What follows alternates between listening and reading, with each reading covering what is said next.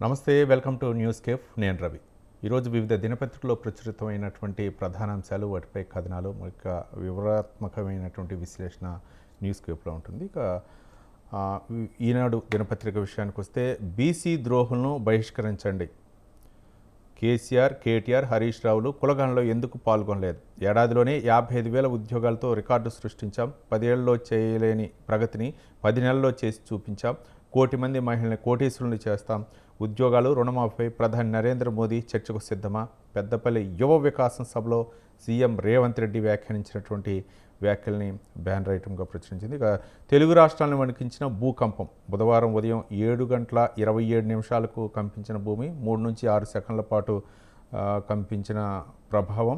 మేడారం ప్రాంతంలో భూకంప కేంద్రంగా గుర్తింపు. రిక్టర్ స్కేల్పై తీవ్రత 5.3గా నమోదు. ఇక మధ్యతరగతి వారికి ఇళ్ళు ఆర్ఆర్ఆర్ల మధ్య 300 ఎకరాల్లో నిర్మిస్తాం అంటూ మంత్రి పొంగులేటి శ్రీనివాసరెడ్డి వ్యాఖ్యానించినటువంటి వ్యాఖ్యల్ని. ఇక మరో ప్రధానమైనటువంటి అంశం, 11 నెలల్లో 1,00,000 కోట్లకు పైగా అప్పు. దీనిపై రేవంత్ సర్కార్ శ్వేతపత్రం విడుదల చేయాలి. కేసీఆర్ హయాంలో అప్పు 7 లక్షల కోట్లు అన్నది పచ్చి అబద్ధం.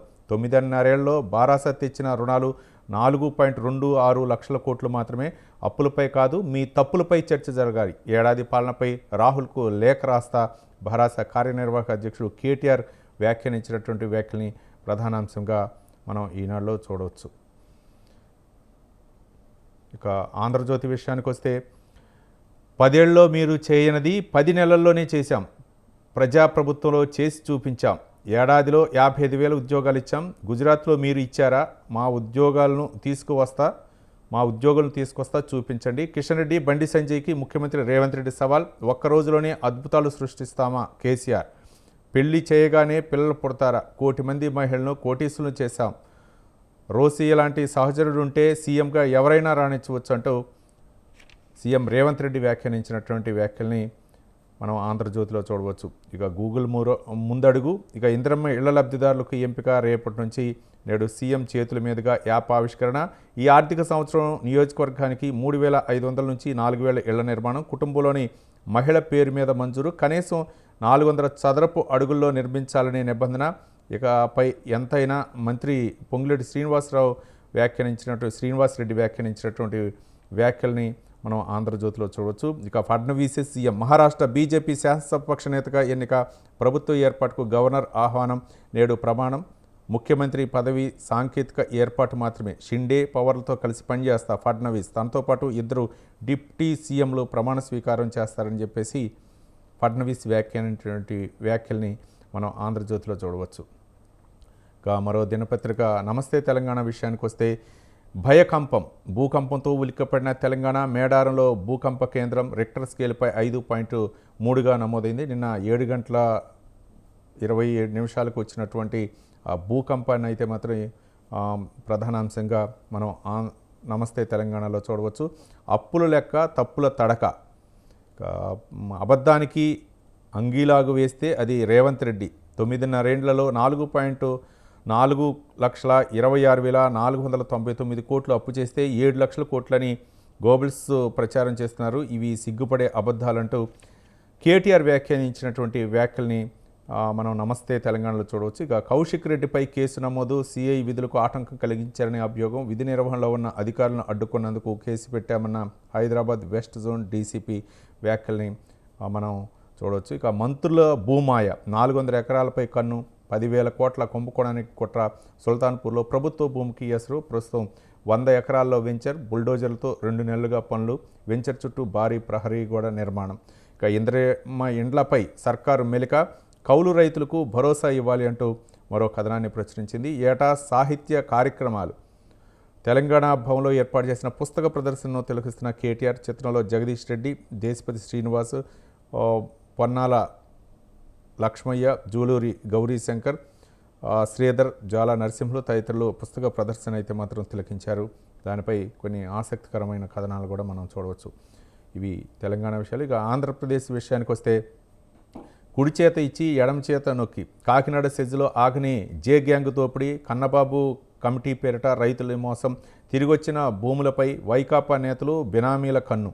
గంటల్లోనే మారు రిజిస్ట్రేషన్ చేసుకున్న మాజీ మంత్రి దాడిశెట్టి రాజా అంటూ ఒక ప్రధానమైన కథనాన్ని అయితే మాత్రం బ్యానర్ ఐటమ్గా ప్రచురించింది. ఇక ప్రజా సమస్యలపై వైకాపా ఉద్యమ బాట, పార్టీ సీనియర్ నేతలతో మాజీ సీఎం ఈ నెల 11 నుంచి కార్యక్రమాలు. ప్రజా సమస్యలపై ప్రభుత్వాన్ని నిలదీస్తూ ఈ నెల 11 నుంచి విడతల వారీగా ఉద్యమిస్తామని వైకాపా ప్రకటించింది. కూటమి ప్రభుత్వం ఏర్పాటై ఈ నెల 12వ తేదీతో 6 నెలలు ముగినందున ఆ రోజు ముందు నుంచి నిరసన చేపట్టేందుకు ఒక కార్యాచరణ ప్రణాళికనైతే నిర్ణయించింది.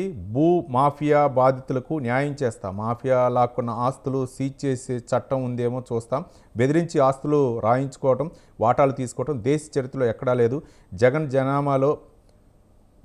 జమాలో జరిగిన విద్యుత్ ఒప్పందాన్ని అధ్యయనం చేస్తున్న విలేకరులతో సీఎం చంద్రబాబు నాయుడు వ్యాఖ్యానించినటువంటి వ్యాఖ్యల్ని మనం చూడవచ్చు. ఇక వ్యక్తిగతంగా మాట్లాడితే జగన్ అడుగు కూడా బయట పెట్టలేరు.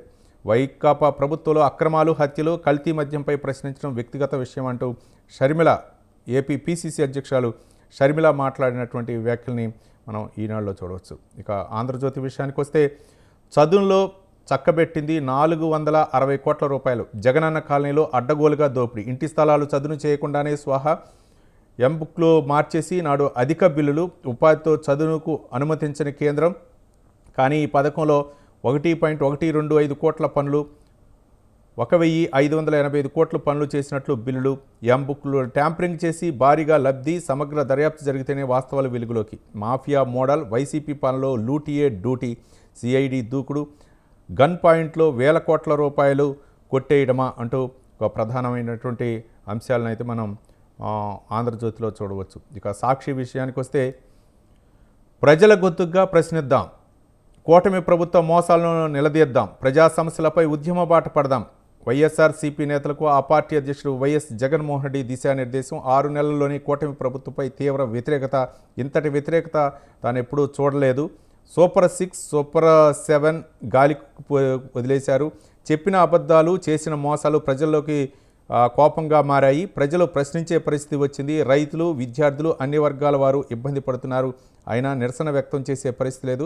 ప్రశ్నించే వారిపై తప్పుడు కేసులు పెడుతున్నారు. ఈ పరిస్థితిలో మనం ప్రజలకు అండగా నిలబడాలి, వారి తరపున అందరం పోరాటం చేద్దామంటూ జగన్ వ్యాఖ్యానించినటువంటి వ్యాఖ్యల్ని పార్టీ సీనియర్ నాయకులతో సమీక్షా సమావేశం నిర్వహించారు. ఇక ఆయన వ్యాఖ్యానించినటువంటి వ్యాఖ్యల్ని మనం సాక్షిలో ప్రధానాంశంగా చూశారు. మీ వైఫల్యాన్ని దళారులపై నెట్టేస్తారా? అడుగడుగునా మంత్రి నాదేండ్లలో నిలదీసిన అన్నదాతలు, ధాన్యం కొనుగోలులో ఇబ్బందులపై రైతుల నుంచి తీవ్ర వ్యతిరేకత వస్తున్నటువంటి మరో కథనాన్ని మనం సాక్షిలో చూడవచ్చు.